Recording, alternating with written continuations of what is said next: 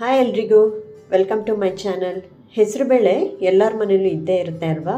ಹೆಸರುಬೇಳೆಯಿಂದ ಮಾಡಿದ ಪೊಂಗಲ್, ಪಾಯಸ, ಕೋಸಂಬರಿ ಎಲ್ಲ ತಿಂದು ಬೋರಾಗಿದ್ದರೆ ಇವತ್ತೊಂದು ವಿಭಿನ್ನವಾಗಿರೋ ರುಚಿಯಾಗಿರೋ ಪ್ರೋಟೀನ್ ಫೈಬರ್ ಭರಿತ ಖಾದ್ಯ ಮಾಡಿ ತೋರಿಸ್ತಾ ಇದ್ದೀನಿ.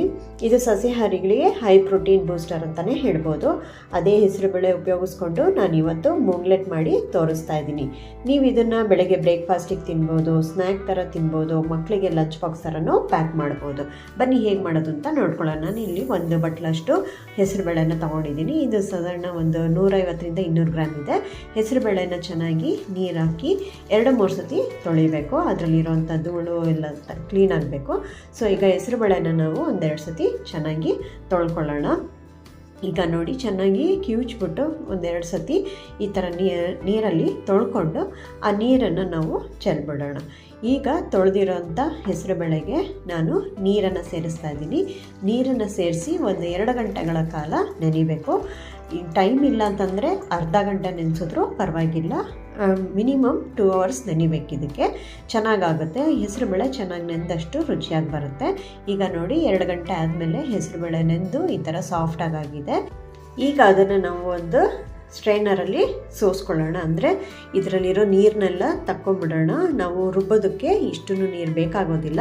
ಹಾಗಾಗಿ ಹೆಸರುಬೇಳೆನ ಈ ಥರ ಬಸೆ ಹಾಕ್ಕೊಂಡು 1-2 ನಿಮಿಷ ಹಾಗೆ ಬಿಟ್ಟು ನೀರನ್ನೆಲ್ಲ ಕಂಪ್ಲೀಟಾಗಿ ಶೋಧಿಸ್ಕೊಂಡ್ಬಿಡ್ಬೇಕು. ಈಗ ನಾವು ಈ ಹೆಸರುಬೇಳೆನ ದೊಡ್ಡ ಮಿಕ್ಸಿ ಜಾರಿಗೆ ಹಾಕ್ಕೊಂಡು ನಾವು ನುಣ್ಣಕ್ಕೆ ರುಬ್ಕೋಬೇಕು. ಅಂದರೆ ದೋಸೆ ಹಿಟ್ಟಿನ ಅದಕ್ಕೇ ಚೆನ್ನಾಗಿ ರುಬ್ಕೋಬೇಕು. ಇದನ್ನು ಹೆಸರುಬೇಳೆ ಪೂರ್ತಿ ನುಣ್ಣಗಾಗಬೇಕು. ನೋಡಿ, ಈಗ ಇದಿಷ್ಟು ಹೆಸರುಬೇಳೆ ತೊಗೊಂಡಿದ್ದೀನಿ.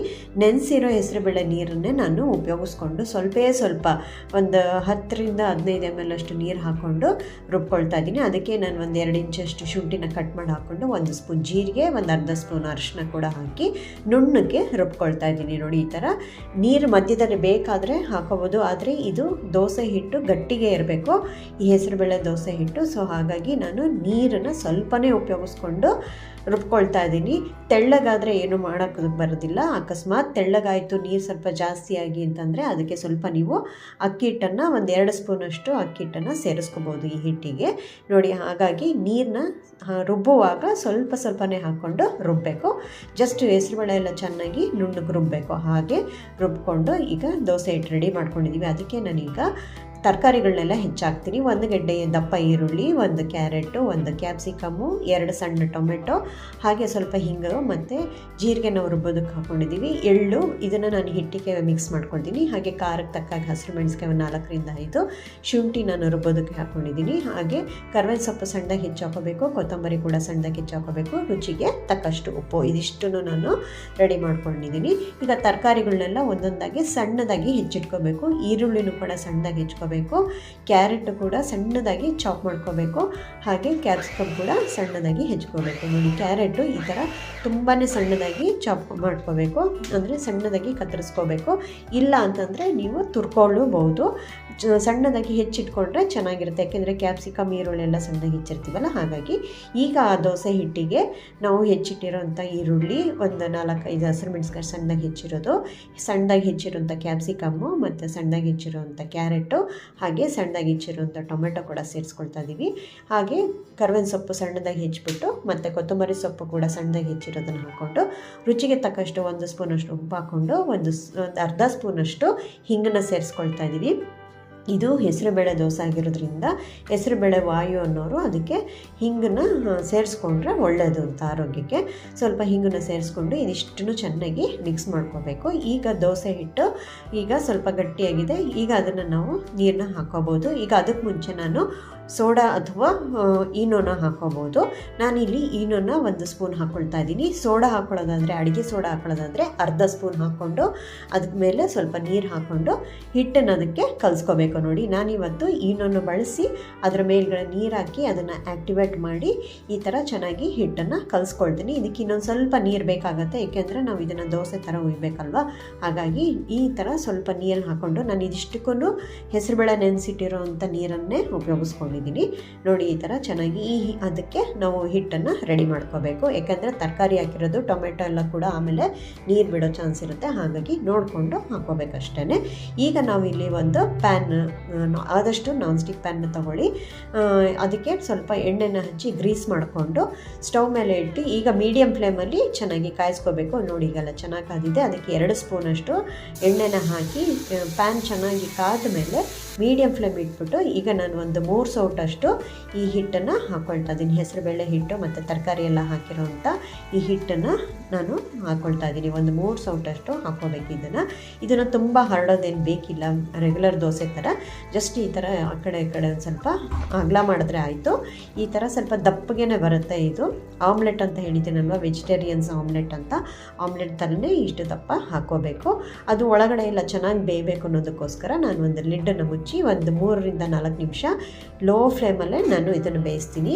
ಫುಲ್ ಫ್ಲೇಮ್ ಇದ್ದರೆ ಲೋ ಫ್ಲೇಮ್ ಮಾಡಿಬಿಟ್ಟು ಲಿಡ್ ಮುಚ್ಚಿ ಚೆನ್ನಾಗಿ ಬೇಯಿಸಬೇಕು. ಯಾಕೆಂದರೆ ಒಳಗಡೆ ತರಕಾರಿ ಎಲ್ಲ ಇರುತ್ತೆ, ಅದನ್ನು ಬೇಯಬೇಕು ಮತ್ತು ಹೆಸರುಬೇಳೆ ಹಿಟ್ಟು ಕೂಡ ಬೇಯಬೇಕು. ಹಾಗಾಗಿ ಲೋ ಫ್ಲೇಮಲ್ಲಿ ಚೆನ್ನಾಗಿ ಬೇಯಿಸ್ಕೊಂಡು ಈಗ ಒಂದು 3-4 ನಿಮಿಷ ಆದಮೇಲೆ ತಿರುಗಿಸಾಕ್ತಾಯಿದ್ದೀನಿ.